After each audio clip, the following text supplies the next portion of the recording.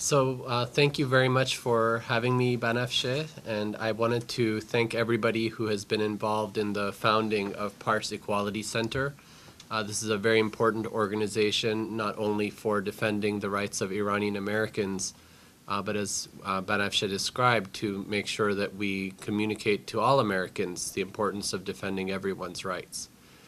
I am honored to be a member of the advisory board of Pars Equality Center, and I'm also the executive director of the ACLU of Northern California. The ACLU is the American Civil Liberties Union.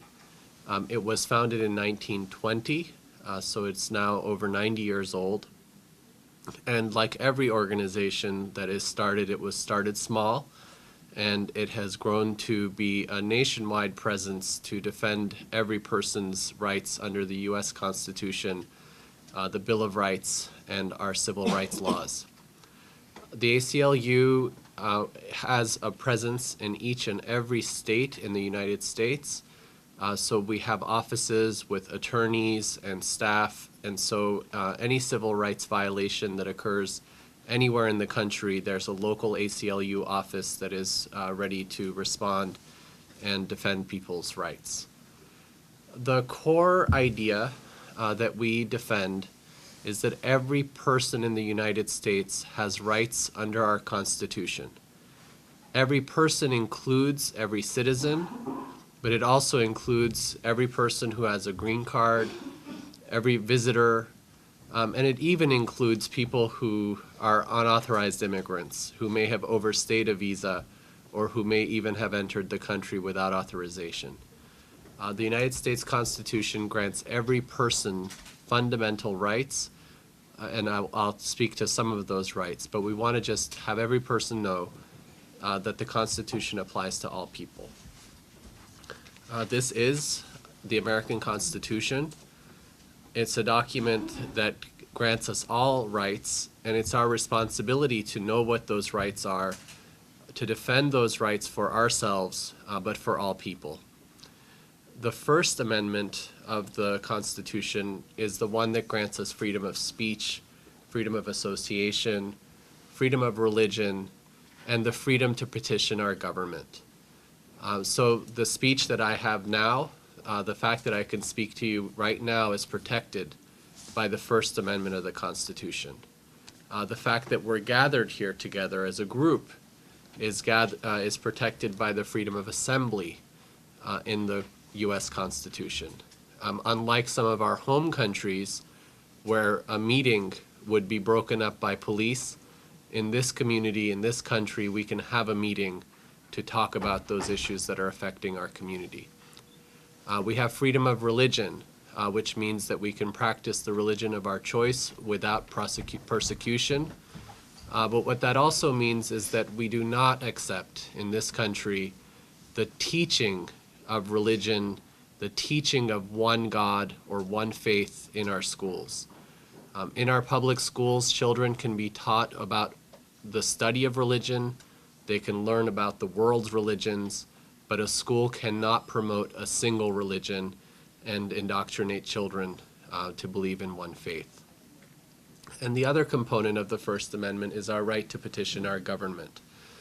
So as Iranian Americans, like all other Americans, we have the right to go to our city council, to our school board. If we faced a problem of discrimination or any other problem, we have that right.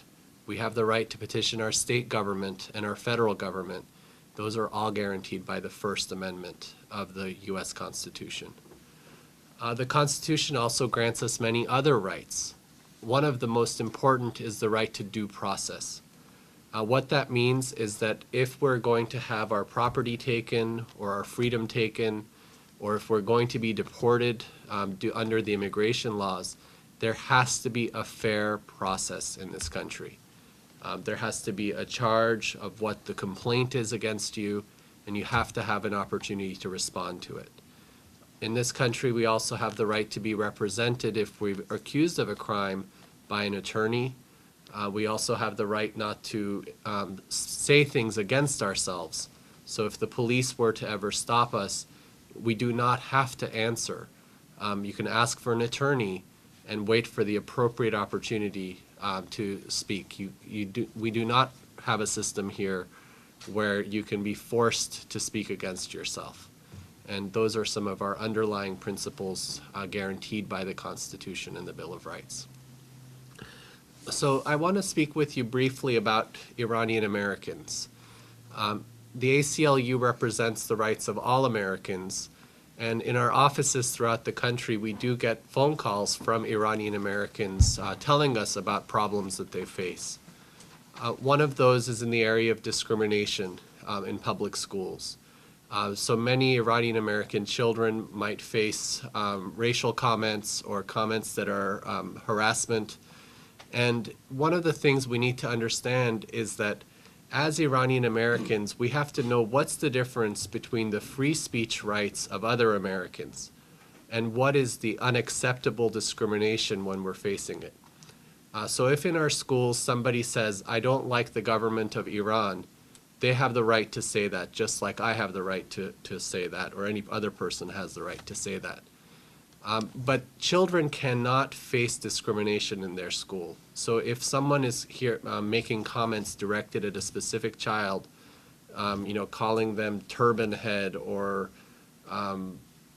other kind of racial comments, you have the right to go to your school principal and bring it to their attention, and they should respond so that you have a safe learning environment for your kids. The same goes in the area of employment discrimination that others will speak about. The ACLU also hears about Iranian Americans who are unlawfully detained or who are charged with actions related to the U.S. war on terror. Now, the U.S. government has the duty to protect us from terrorism, but what often happens is that the government will overstep that authority and capture, very innocent people who may be just going back and forth between Iran and U.S. and, charge them with things that are far beyond what anything is reasonable. So we do hear about those problems.